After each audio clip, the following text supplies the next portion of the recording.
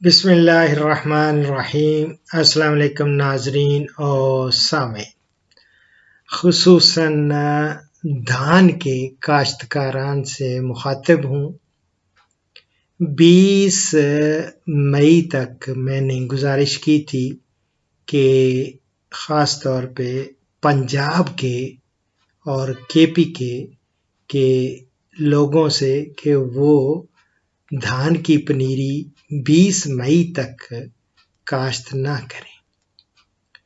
تو آج 25 مئی ہو چکی ہے اور اب میں دھان کے وہ موضوع جو بڑے ہی امپورٹنٹ ہے ان کو ایک ایک کر کے لوں گا اور وہ آپ کی انشاءاللہ تعالی پروگرام میں چھوٹے چھوٹے پروگرام وہ چلیں گے۔ کچھ لوگوں کا کوئی اعتراض ہوتا ہے کہ ڈاکٹر صاحب آپ بڑا آہستہ بولتے ہیں۔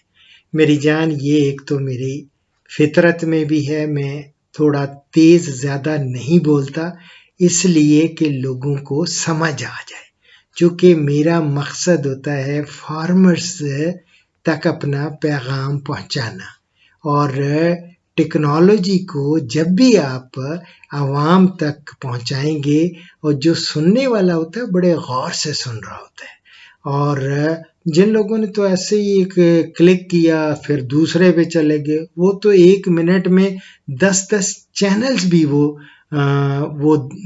ایک دم چینج کرتے رہتے ہیں۔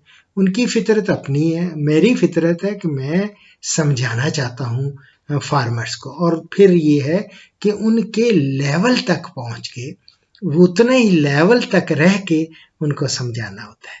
تو میری جان، چونکہ مجھے ایک بہت ہی امپورٹنٹ کوشچن ہے، ایک ہماری بہن ہے وہ لاہور سے کال کر رہی تھی، اکاڑا میں ان کی زمین تھی تو انہوں نے کلراٹھی زمینوں میں کچھ مجھ سے کوشچنز کیے تھے۔ تو چونکہ دھان موضوع ہے اس وقت، یا پیڈی یا رائس، چاول کی کاشت چونکہ سر پہ ہے، اس لیے میں نے سوچا کہ پہلا ایڈریس ہی ان کے پرابلم کو کروں۔ وہ کیا ہے کہ کلراٹھی زمینوں میں آپ نے دھان کی جو کاشت کرنی ہے اس کے لیے کون سی احتیاطی تدابیر کون سی ہیں؟ میری جان، یہ یاد رکھیں کہ کلراٹھی زمینوں میں آپ نے جو کلر کے خلاف قوت مدافعت رکھتی ہیں نا اقسام یا ورائٹیز، وہ کاشت کرنی ہے۔ وہ کون کون سی ہیں؟ ایک لکھ لیں، پوائنٹ نوٹ کر لیں۔ نیاب اری 9 یہ ہے، اسی طرح KS282 ہے، اسی طرح ایک اور ہے KSK، یہ KSK ہوتا ہے کالا شاہ کاکو، ان کی ورائٹی ہے 133، اور اسی طرح PK وہ ہے 386۔ یہ تو ہوئی، یہ سمجھ لیں کہ غیر باسمتی فائن، اور اب رہا دوسری قسطیں، اور وہ بھی لکھ لیں، وہ بھی نیاب 2013 اور شاہین باسمتی، یہ کاشت کرنے چاہیے۔ باقی پنیری کلر سے پاک زمین جو ہے نا، وہ کلراٹھی زمین پہ آپ نے پنیری نہیں کاشت کرنی۔ جب پنیری ہے وہ آپ نے اس زمین پہ کرنی ہے جو کلر زدہ نہیں ہے۔ لیکن یہ بھی ایک بہت امپورٹنٹ پوائنٹ ہے جو آپ نے ذہن نشین کرنا ہے۔ پھر اس کے بعد یہ ہے کہ جب آپ پنیری ہے نا اس کو وہ ٹرانسپلانٹ کریں گے، یا کیا کہیں گے اس کو، منتقلی کے وقت آپ نے دیکھنا ہے کہ لاب کی عمر، یعنی اس کی نرسری کی عمر کتنی ہونی چاہیے۔ اس کی عمر اتنی چاہیے 35 دن سے 45 دن کی ہوگی تو بہترین ہے۔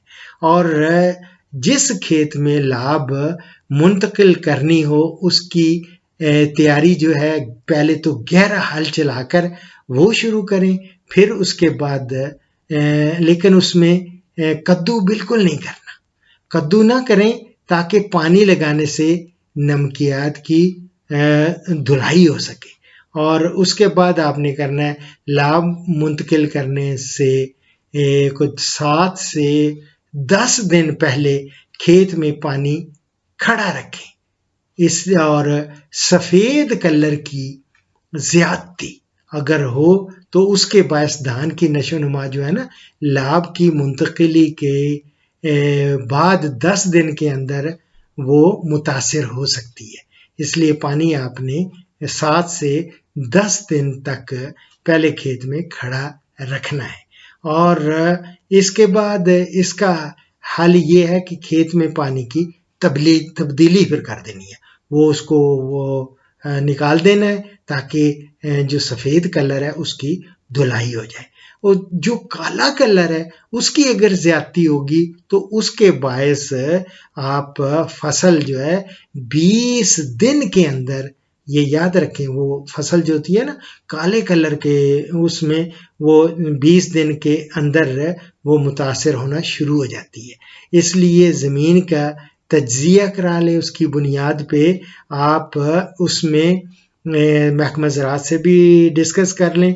لیکن میں بھی آپ کو گائے بگائے بتاتا رہوں گا.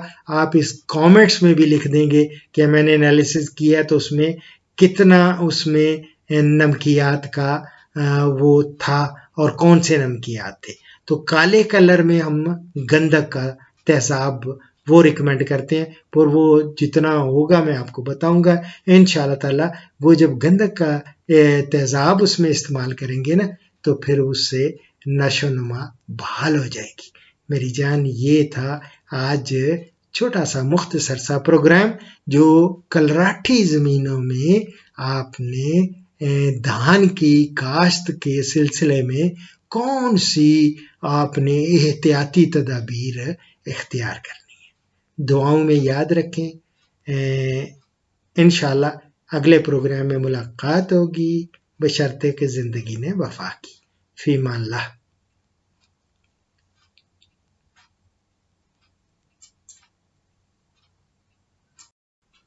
اس پروگرام کا اختتام اس حدیث مبارک پر کر رہا ہوں. حضرت ام سلمہ رضی اللہ تعالی عنہا سے روایت ہے، رسول اللہ صلی اللہ علیہ وسلم نے فرمایا، جو شخص چاندی کے برتنوں میں پیتا ہے وہ یقیناً جہنم کی آگ اپنے پیٹ میں بھرتا ہے. یہ میں بخاری اور مسلم سے کوٹ کر رہا ہوں. دعاؤں میں یاد رکھیں. فی امان اللہ. پاکستان، ہندوستان اور بنگلہ دیش سے کالز جمعہ کے سوا روزانہ صبح 11 سے دوپہر 1 بجے تک لی جائیں گی اور یورپ اور بیرون ممالک سے کالز شام 4 بجے سے 5 بجے تک لی جائیں گی. ان اوقات پر 03335121 879 پہ ڈاکٹر اشرف صاحبزادہ سے رابطہ کریں. شکریہ.